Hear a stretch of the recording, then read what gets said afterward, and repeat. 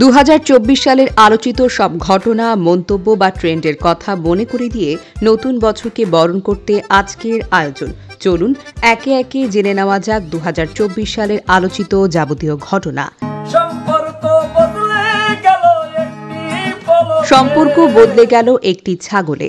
সাদিক অ্যাগ্রোর উচ্চবংশীয় ছাগল 15 লাখ টাকায় কিনে মুহূর্তে ভাইরাল মুশফিকুর রহমান ওরফে ইফাত। এরপর তাকে সন্তান হিসেবে অস্বীকার করে বক্তব্য দেন জাতীয় রাজস্ব বোর্ডের সাবেক কর্মকর্তা মতিউর রহমান। পরে জানা যায় ইফাতের মা আসলে মতিউর রহমানের দ্বিতীয় স্ত্রী। তখন ইফাতের বাবার বিপুল সম্পদের তথ্য বেরিয়ে আসে এবং পাঠানো হয় তাকে অবসরে। আমার বাসায় কাজ করে গেছে পিয়ন, সে এখন 400 কোটি টাকার মালিক। হেলিকপ্টার ছাড়া চলে না। পিয়ন হেলিকপ্টার ছাড়া চলেন না। নিজের পিয়নের অবৈধভাবে উপার্জিত 400 কোটি টাকার ঘটনায় তাকে ছাঁটাই করা হয়েছে মর্মে স্বীকারোক্তি প্রদান করেন সাবেক প্রধানমন্ত্রী শেখ হাসিনা। তার এই বক্তব্যে তোলপাড় হয় নেট দুনিয়া। পরে বেরিয়ে আসে মোহাম্মদ জাহাঙ্গীর আলম। সে পিয়নের মালিকানাধীন বিভিন্ন প্রতিষ্ঠানের 23টি ব্যাংক হিসাব জমা দিয়েছিল, যা প্রায় 627 কোটি টাকা। কুলি থেকে কোটিপতি। এটা কোনো কাল্পনিক কল্পকাহিনী নয়, বরং বাস্তবেই কুলি থেকে কোটিপতি হয়েছে সৈয়দ আবেদ আলী। বাংলাদেশ সরকারি কর্ম কমিশনের সাবেক এই গাড়ি চালককে প্রশ্নপত্র ফাস্ট সিন্ডিকেটের প্রধান হিসেবে চিহ্নিত করা হয়েছে বা চিহ্নিত করেছে পুলিশ। এরপর বেরিয়ে আসে ডুপ্লেক্স গাড়ি, গরুর খামার সহ নানান সম্পদের তথ্য এবং মসজিদ নির্মাণও করেছিলেন। সৈয়দ আবেদ আলী স্বীকার করে বলেছেন যে সে টাকা কামিয়েছে, সব খরচ করেছি আল্লাহর রাস্তায়। তারই মন্তব্য সামাজিক যোগাযোগ মাধ্যমে ভাইরাল হয়। নাটকটা কম করো প্রিয়।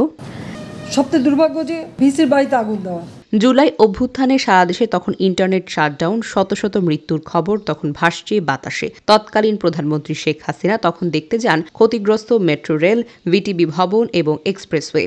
এরপর ঢাকার দেওয়ালে আঁকা হয় গ্রাফিটি। নাটক কম করো প্রিয়। সে সময় কার্টুন বিদ্রোহ প্রদর্শনী থেকে তোলা ছবিটি ভাইরাল হয়। পলকে পলকে বদলায় পলকের ইন্টারনেট।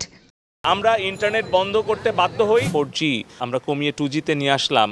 কেন নিয়ে আসলাম? কখনো ইন্টারনেট শাটডাউন হয়। ছাত্র জনতার আন্দোলনে দফায় দফায় ইন্টারনেট বন্ধ করে দেয় সরকার।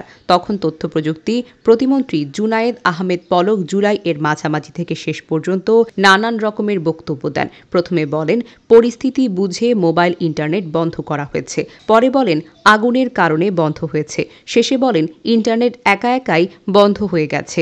পরে প্রতিবাদের ভাষা হিসেবে পলকের এসব বক্তব্যের ব্যঙ্গাত্মকভাবে প্রকাশ হয় ঢাকার দেওয়াল চিত্রে।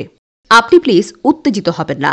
উত্তেজিত হবে আপনি আমাকে উত্তেজিত করছেন। আন্দোলন চলাকালীন এক টক শোতে নিহত আবু সাইদকে নিয়ে কথা বলার সময় বিচারপতি শামসুদ্দিন চৌধুরী মানিক তর্কে জড়ান। তখন উপস্থাপিকা দীপ্তি চৌধুরীকে বলেন রাবিশ, কথা বলবেন না।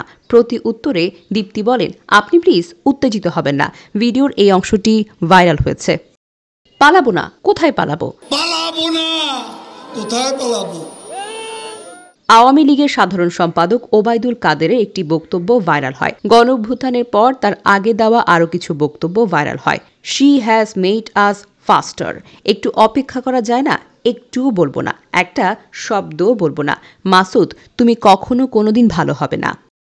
শেখ হাসিনা পালায় না। শেখ হাসিনা পালিয়ে গেছে, শেখ হাসিনা নাই, শেখ হাসিনা চলে গেছে, শেখ হাসিনা পালায় না।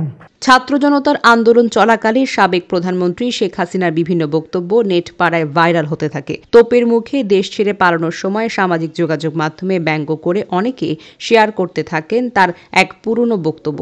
শেখ হাসিনা পালিয়ে গেছে, শেখ হাসিনা পালায়নি। শেখ হাসিনা চলে গেছে, শেখ হাসিনা পালায় না। চট করে ঢুকে পড়তে পারি। আমি কিন্তু আমাদের দেশের খুব কাছাকাছি আছি, আমি যাতে খুব চট করে ঢুকে পড়তে পারি। 5 আগস্ট সরকার পতনের পর একটি অডিও রেকর্ড সামাজিক মাধ্যমে ছড়িয়ে পড়ে। সেটি শেখ হাসিনার সঙ্গে তানভীর নামে একজন যুক্তরাষ্ট্রের প্রবাসী নেতার কথোপকথন বলে দাবি করা হয়, যা মুহূর্তেই ভাইরাল হয়ে যায়।